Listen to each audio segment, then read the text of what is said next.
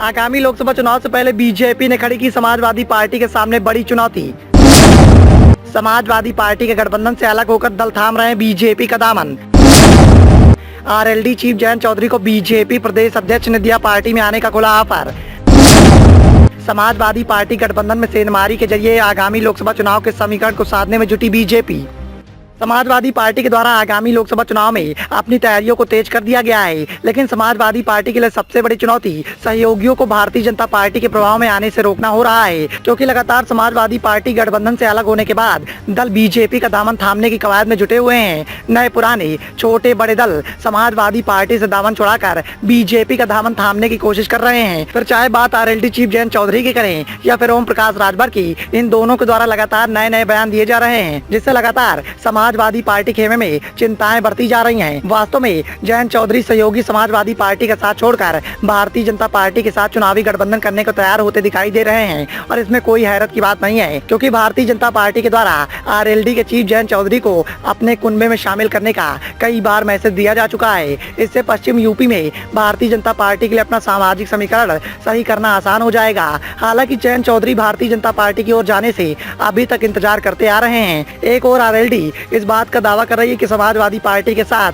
कांग्रेस का गठजोड़ हो, तो दूसरी ओर कांग्रेस के खेमे में समाजवादी पार्टी के संभावित गठजोड़ को लेकर बेचैनी देखने को मिल रही है, और आरएलडी चाहती है कि वह अकेले चुनाव लड़े। तो वहीं समाजवादी पार्टी के पुराने सहयोगी महान दल पहले ही बसपा के साथ जाने का ऐलान कर चुके हैं। इस समय समाजवादी पार्टी के साथ सिर्फ अपना दल कमेरावादी की नेता पल्लवी पटेल ही नजर आ रही हैं। वही समाजवादी पार्टी के साथ दिखाई दे रही हैं भीम आर्मी के चीफ चंद्रशेखर रावण। यूं तो समाजवादी पार्टी के साथ हैं, और पश्चिम में समाजवादी पार्टी के साथ अगर आरएलडी और चंद्रशेखर रावण की ताकत एक हो जाती है, तो फिर भारतीय जनता पार्टी के लिए चुनाव का द्वंद्व आसान नहीं होगा।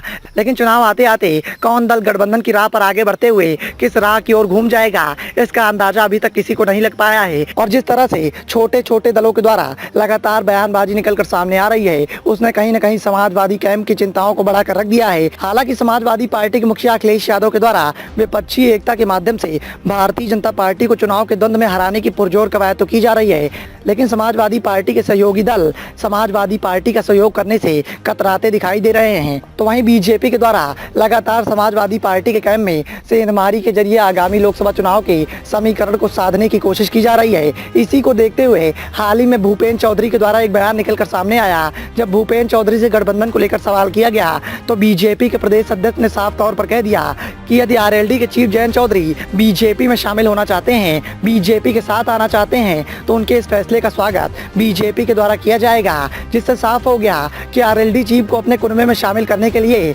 बीजेपी भी बिल्कुल बेकरार है। अब बस इंतजार आरएलडी चीफ जयंत चौधरी के फैसले का हो रहा है। अब देखना ये होगा कि आरएलडी चीफ जयंत चौधरी किस तरफ फैसला करेंगे। Bureau report, the noise of India.